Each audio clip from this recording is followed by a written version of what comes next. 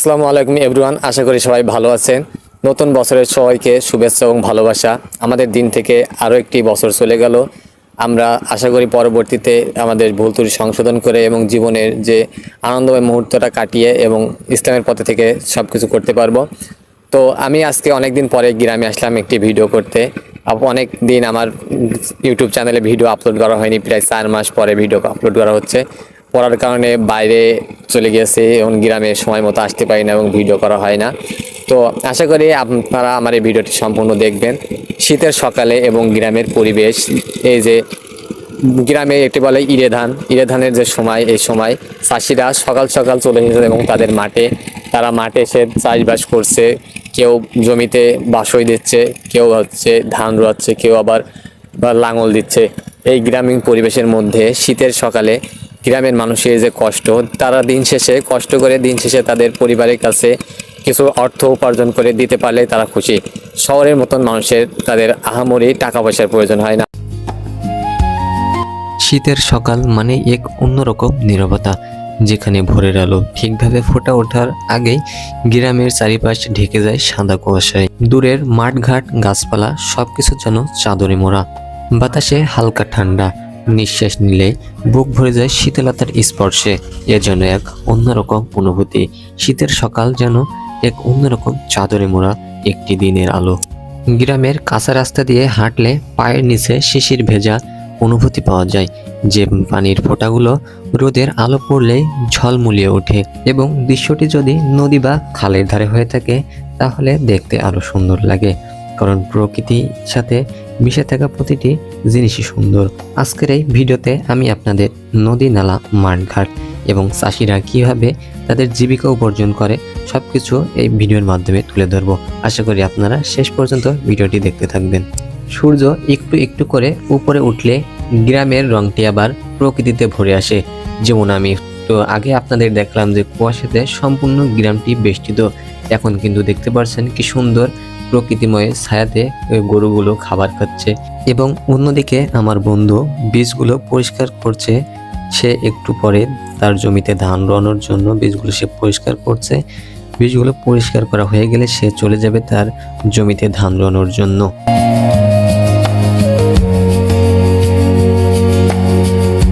শহরের যানবাহনের কোলাহল এবং গ্রামের প্রাকৃতিক সৌন্দর্য যেন আকাশ পাতাল তফাৎ। নিজে যতই শহরে থাকে না কেন, মনটা যেন সেই আগের মতো গ্রামেই পড়ে থাকে। মানুষ তার অতীতের সুন্দর মুহূর্তগুলো ভেবেই তার বাকি জীবনটি পার করে দেয় আনন্দ, ভালোবাসা এবং মমতায়।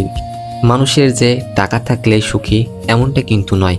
মানুষ বেঁচে থাকে তার কর্মের মাধ্যমে। মানুষের কাছে সারা জীবন চেয়ে তার কর্মের সফলতার মাধ্যমে জাগ্রত থাকে।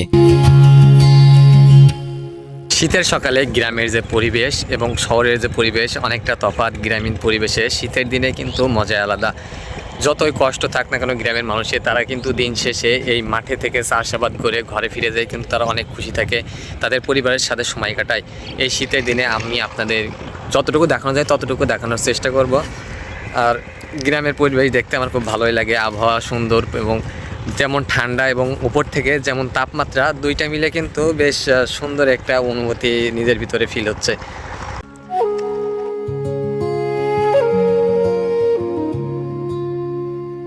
যত সময় গড়াচ্ছে কৃষকরা কাজে তত ব্যস্ত হয়ে পড়ছে। কেউ আবার সবজি তুলছে, কেউ বা গরু ছাগলের জন্য মাঠ থেকে ঘাস তুলছে। তাদের একটি খুব মজার জিনিস দেখাবো, আপনারা দেখেন এই মজার জিনিসটি। এই জিনিসটি আমরা ছোটবেলায় খেলা করতাম প্রচুর পরিমাণে, মাঠ থেকে তুলে নিয়ে যেতাম। এই জিনিসটি, এর বাংলা নাম হলো নাগরমাথা এবং এর যে বৈজ্ঞানিক নাম হলো সাইপেরাস রেটুন্ডাস। এগুলো কিন্তু এর শব্দ হয়, এগুলো এরকম হাত দিয়ে টানলে এর শব্দ হয়। আপনারা হয়তো শুনতে পাচ্ছেন শব্দগুলো। আমরা আগে এগুলো এরকম করে খেলা করতাম, এগুলো খুব ভালো লাগে। এই যে পরে খুব একটা সুন্দর আওয়াজ আসে এখান থেকে।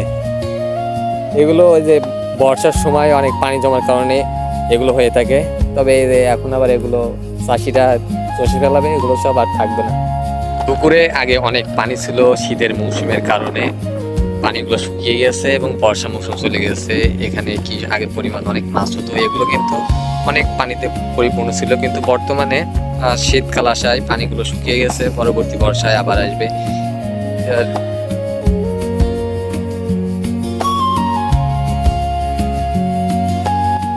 শীতের দিনে দুপুরের দিকে শীতের তাপমাত্রাটা কমে যায় এবং সূর্য ওঠে, একটি গুড ওয়েদার অনুভূতি ফিল হয় নিজের কাছে।